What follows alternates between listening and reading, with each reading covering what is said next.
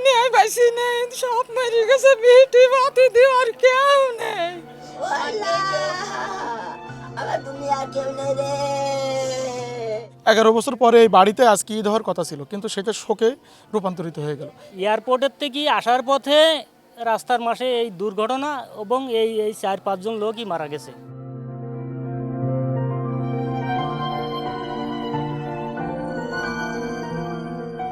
আল্লাহর এমন রিয়ামত, বিটি একটু বাতি দেওয়ারও লোক থাকল না।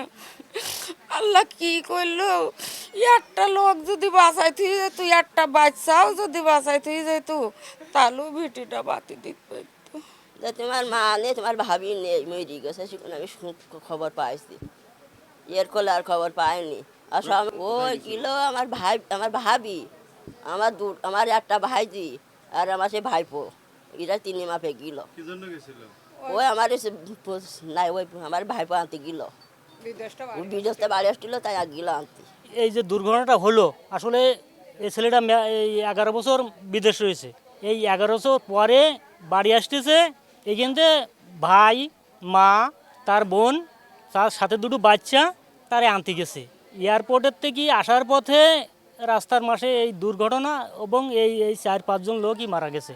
এই ফ্যামিলিতে এখন তার একমাত্র ওই বাপ ছাড়া আর কেউ বেশি নেই। এই ফ্যামিলির কথা বলার মতন ওই লোক ছাড়া আর কেউ নেই। মানে এই এলাকার জন্য, আমাদের জন্য খুব একটা দুঃখজনক এবং খুব আমরা কষ্ট পাচ্ছি। বিদেশ ছিল আজ 10 বছর পরে দেশে ফিরছিল। ওর মা ভাই বোনের 2 বাচ্চা, এরা আনতে গেল। কেউ দুনিয়ায় বেশি নেই, সব মরে গেছে, বিটি বাতি দেওয়ার কেউ নেই, কেউ নেই বিটি বাতি দেওয়ার। আল্লাহ। যিনি মারা গেছেন নুরজাহান আপা, উনি আমাদের সাথেই নির্বাচনে অংশগ্রহণ করছিলেন সংরক্ষিত মহিলা আসনের। শহীদুল ভাই মূলত চালাতেন, আপনি ইজি বাইক চালায়, অত্যন্ত ভালো একজন মানুষ।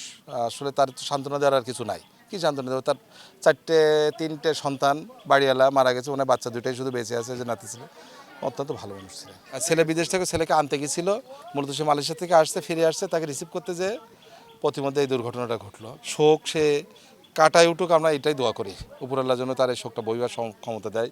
সর্বোচ্চ চেষ্টা করব তাকে সান্ত্বনা দেওয়ার জন্য, আশপাশে আর বাদবাকি উপরআল্লাহ তাকে সর্বোচ্চ রক্ষা করবেন ইনশাআল্লাহ। 11 বছর পরে এই বাড়িতে আজকে ঈদ হওয়ার কথা ছিল, কিন্তু সেটা শোকে রূপান্তরিত হয়ে গেল। এই মৃত্যু আমরা কেউ আশা করিনি।